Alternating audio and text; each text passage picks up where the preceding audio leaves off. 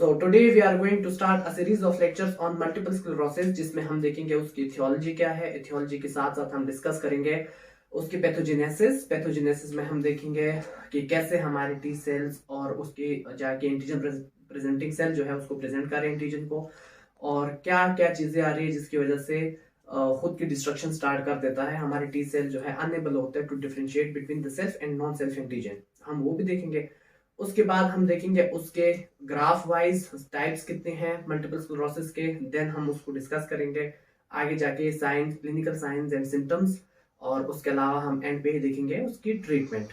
So what is multiple sclerosis? Multiple sclerosis is auto immune disease जिसके आज तक जो रीजन बताए गए हैं उसमें से सिर्फ दो चीजों को ज्यादा फोकस किया जाता है, ठीक है, जिसमें इन्वायरमेंटल फैक्टर जो है और साथ में उसके जो जेनेटिक फैक्टर है। इन्वायरमेंटल फैक्टर्स के अंदर भी कुछ तो वायरस से रिलेटेड है और एक ऐसी रीजन है जो कि अननोन है, अभी तक इडियोपैथिक इन नेचर है, बट दे बिलीव दैट कि हाँ, अगर जो लोग इक्वेटर से दूर दूर रहते हैं, ठीक है, उनका सनलाइट एक्सपोजर कम होता है, तो विटामिन डी की डिफिशियंसी की वजह से भी मल्टीपल स्क्लेरोसिस उन लोगों में बहुत कॉमनली पाया गया है। अब ये नहीं पता एग्जैक्टली कि मैकेनिज्म ऑफ जो है पैथोजेनेसिस वगैरह उसका ऑनसेट कैसे होता है, ये किसी को अभी तक नहीं पता, बट दे बिलीव दैट कि हाँ, जो इक्वेटर से दूर दूर रहते हैं उन लोगों के अंदर भी मल्टीपल स्क्लेरोसिस जो है मोस्टली कॉमन पाया जाता है because of the deficiency of vitamin D. और उसके अलावा इन्वायरमेंटल फैक्टर में से जो हमने देखे, एक तो विटामिन डी की डिफिशियंसी हुई, सेकंड जो है वो होते हैं वायरल हो सकता है जो एब्स्टेन बार वायरस होता है ईबीवी, और उसके साथ साथ सेकंड जो वायरस है जिसमें हम कहते हैं ह्यूमन पॉक्स वायरस, ठीक है, तो ये भी बहुत वाइटल रोल प्ले करता है, ठीक है। और उसके साथ हम देखेंगे कि जो जेनेटिक फैक्टर है, जेनेटिक फैक्टर में क्या हो सकता है। जेनेटिक फैक्टर के अंदर हमारे आते हैं specially related to the X chromosome, mean to say that female जो है उसके से रिलेटेड, मतलब मोस्ट कॉमनली जो है सीन किया जाता है multiple sclerosis inside the females. और other than this HLA-DR2, this is the most susceptible genes और sensitive genes जिसके थ्रू भी जो मल्टीपल स्क्लेरोसिस बहुत ज्यादा कॉमन पाया जाता है, इसी की वजह से भी अगर इसके अंदर म्यूटेशन होती है। Other than this, multiple sclerosis is seen in the age of 20 to 40 years of age.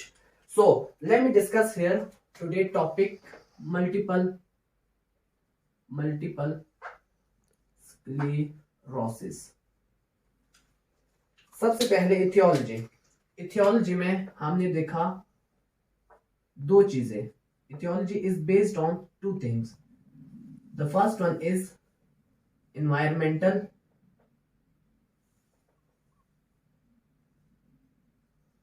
environmental and second one is genetic reason. Related to environmental is further divided into 2 to 3 things. Environmental के अंदर सबसे पहले जो चीज हमने देखी उसमें ये था कि इट कुड बी वायरल। अगर वायरल की वजह से हो रहा है, ठीक है, मल्टीपल स्क्लेरोसिस, तो उसमें क्या है, उसमें वायरल के अंदर ईबीवी वायरस जो है most commonly EBV, other than this HPV virus जो है, this is also most common. Okay, other than this, along with the environmental factors related to the viral effect, other than the viral is deficiency of vitamin D. Again, this is idiopathic in nature. Idiopathic means nobody knows the exact mechanism how this deficiency of vitamin D leading to the multiple sclerosis, but they believe that the people who are living far away from the equator, they have vitamin D deficiency because of less exposure to the sunlight. उसकी वजह से क्या multiple sclerosis उनके अंदर mostly common पाया गया, ठीक है। तो हमने कहा कि multiple sclerosis is auto immune disease, ठीक है, जिसके अंदर हमारे जो है न्यूरॉन की डीमाइलिनेशन होती है, सही है। और इथियोलॉजी में हमने देखा इन्वायरमेंटल के अंदर वायरल, ईबीवी, एचपीवी और साथ में deficiency of vitamin D. Other than this, genetic के अंदर कहते हैं कि they are most common in XX chromosome, mean in a female के अंदर ये मोस्ट कॉमन होता है। Other than this HLA, human leukocyte antigen, DR2, this is the most sensitive gene. अगर इसकी म्यूटेशन होती है तो इसकी वजह से भी मल्टीपल स्क्लेरोसिस होती है। Other than this is most commonly found in 20 to 40 years of age. Early ages के अंदर ही मल्टीपल स्क्लेरोसिस हो जाता है। ये है यहां तक हमारी थी इथियोलॉजी। इथियोलॉजी के बाद हम देखेंगे पैथोजेनेसिस के बारे में, ठीक है, कि इसकी पैथोजेनेसिस कैसी होती है। एक मोस्ट इंपॉर्टेंट चीज, वायरल से रिलेटेड क्यों ये हो रहा है, ठीक है, because they also have amylin protein, they also have amylin protein, myelin protein, सही है। अब जब हम पैथोजेनेसिस को डिस्कस करेंगे उसमें हमें बेटर समझ आएगी कि कैसे ये माइलिन प्रोटीन की वजह से जो है कॉम्प्लिकेशंस आ रहे हैं। Let me draw here beautiful blood vessel by which we can better understand.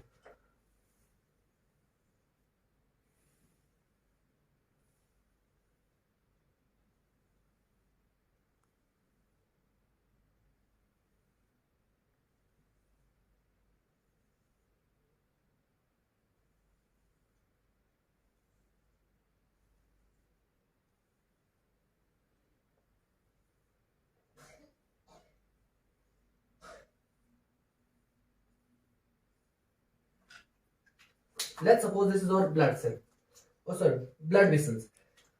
अब क्या होता है, for example here we have antigen, any kind of antigen over here, this is our antigen, antigen. This antigen is captured by the antigen presenting cells. Okay, now this is captured by the, for example this is our antigen presenting cells. Okay, जैसे ये antigen capture हो जाता है by the antigen presenting cells, now they have to initiate another mechanism. यहाँ पे क्या हो जाता है कि they will suppress or compress another thing on their own receptor side, that is known as MHC2.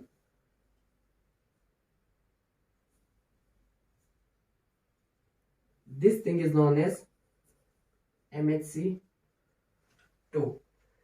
ये क्यों? Okay, MHC2, we are here about the MHC2. जो MHC2 होता है ये क्यों हमारे लिए इंपॉर्टेंट है, इसलिए कि अब ये MHC2 जो है एंटीजन जो कि कैप्चर्ड हुआ है, इस एंटीजन को प्रेजेंट करेगा टी हेल्पर सेल के सामने, ठीक है। So let's suppose here our T helper cell, this is our T helper cell and they have on the surface toll like receptors, they have a toll like receptor on their surface by which they can sense the antigen, जो कि ये वाला cell antigen को present कर रहा है इसके सामने, ठीक है। तो this is our to like receptor by which they can sense the antigen.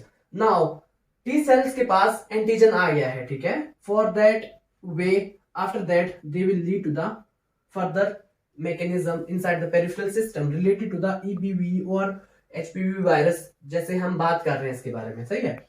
Okay, let's suppose ये तो हो गया हमारे इन्वायरमेंटल कॉजेस के बारे में, ठीक है, और a little bit pathogenesis here. The main pathogenesis of the multiple sclerosis are initiating from this part because I already explained that कि EBV और HPV के अंदर भी माइलिन प्रोटीन होते हैं।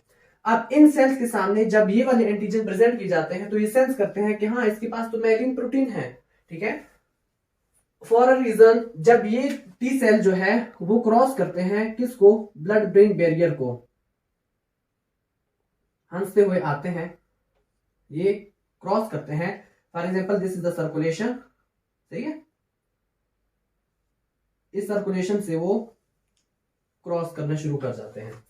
अब सबसे पहले थोड़ा सा about the blood brain barrier. जो ब्लड ब्रेन बैरियर होता है वो किस चीज से बना होता है, ब्लड ब्रेन बैरियर मैं डायग्राम पे भी दिखाऊंगा, बट यहाँ पे आ जाए थोड़ा सा दिखाता हूं इधर क्या क्या चीजें होती है। Blood brain barrier are highly selectively permeable membrane, इसके अंदर हाईली सेलेक्टिविटी होती है, ठीक है।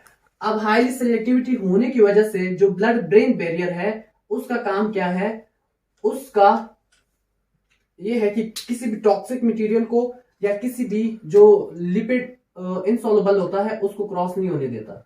सो ब्लड ब्रेन बैरियर जो है हाईली सेलेक्टिवली परमेबल मेम्ब्रेन होती है, ये उन चीजों को क्रॉस कर देते हैं जो कि चार्ज ना हो या लिपोफिलिक हो, ठीक है, लिपिड सॉल्युबल चीजें हो। अब इसके अंदर ब्लड ब्रेन बैरियर के अंदर सबसे पहली जो लेयर आती है that is known as endothelial layer, endothelial. और सेकंड जो है this is known as lamina propria, lamina propria. और third is known as astrocytes, astrocytes. ये ब्लड ब्रेन बैरियर इन तीन चीजों का बना होता है। Let me explain one by one. Endothelial cells are always lying on the surface membrane of the vessels. अगर हम देखें तो it could be like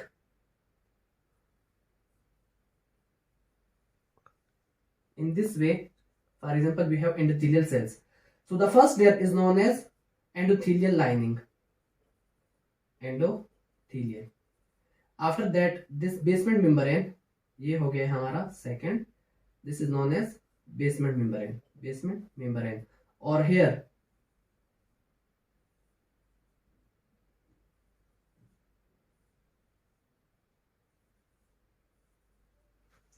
ये है हमारे इंटीरियर टाइप स्ट्रक्चर, इसको एस्ट्रोसाइट्स कहते हैं। ये एस्ट्रोसाइट जो है ये मेम्ब्रेन को हाईली परमेबल बनाती है, ठीक है, selective highly selective permeable membrane बनाती है ब्लड ब्रेन बैरियर को बिकॉज ऑफ दिस एस्ट्रोसाइट्स। सही है, okay. Lamina propria is made up of loose connective tissue. From the histology topic you can memorise that. और उसके लेमिना प्रोप्रिया जो बना होता है लूज कनेक्टिव टिश्यू का बना होता है। सही। एंडोथेलियल लाइनिंग यहाँ पे हमारा हमेशा जो होता है स्क्वामस एपिथेलियम होती है, ठीक है, एंडोथेलियल सेल्स के अंदर। और astrocytes from the name you can remember that कि ये जो है मेम्ब्रेन को हाईली परमेबल बनाती है। ओके, यहाँ तक थी ये चीज। ओके, जब ये क्रॉस करता है सेल, ठीक है, ये जो हेल्पर टी सेल्स है जब ये क्रॉस करते हैं outside of the cerebral artery, ठीक है, अगर वो ब्रेन के अंदर ही आ जाता है, ठीक है, तो यहाँ पे हमारे पड़े हैं न्यूरॉन। सही है, ढेर सारे न्यूरॉन पड़े होते हैं हमारे। सही है, for example my neuron is a bit, this is a pathological neuron, but for understanding I am just drawing. This is और neuron. Inside the CNS, neurons are lined by the oligodendrocytes and peripheral system के अंदर जो neuron है they are lined by the Schwann cells. So इसके अंदर भी क्या होते हैं, माइलिन होते हैं, माइलिन शीट का बना होता है। अब ये वाले सेल जो कि बाहर थे और ये सेंस कर रहे थे माइलिन प्रोटीन को वायरस के अंदर, और साथ में जो वायरल इन्फेक्शन हुआ था उसके अंदर ही माइलिन प्रोटीन को सेंस कर रहे थे। अब यहाँ पे क्या होता है, जैसे ये ब्लड ब्रेन बैरियर को क्रॉस करते हैं, after crossing the blood brain barrier now they are exposed to the neuron. Neuron के ऊपर भी माइलिन शीट होती है। अब ये सेल क्या करते हैं, ये सेंस करते हैं और कहते हैं आप तो नॉक्शियस हो, ठीक है, मैंने आपको कहीं और देखा था, आप तो हमारे, तब तो आप हमारे पार्ट थे ही नहीं, आप तो नॉन सेल्फ इंटेलिजेंट थे। सही है, बाहर से आए थे, हमारे तो नहीं थे, आप यहाँ क्या कर रहे हो नाउ। और नर्वस सिस्टम इज और immune system is get confused. सही है, स्टूपिड बन जाता है, पहचान नहीं पा रहा कि अपना है या गैर का है। This is the reason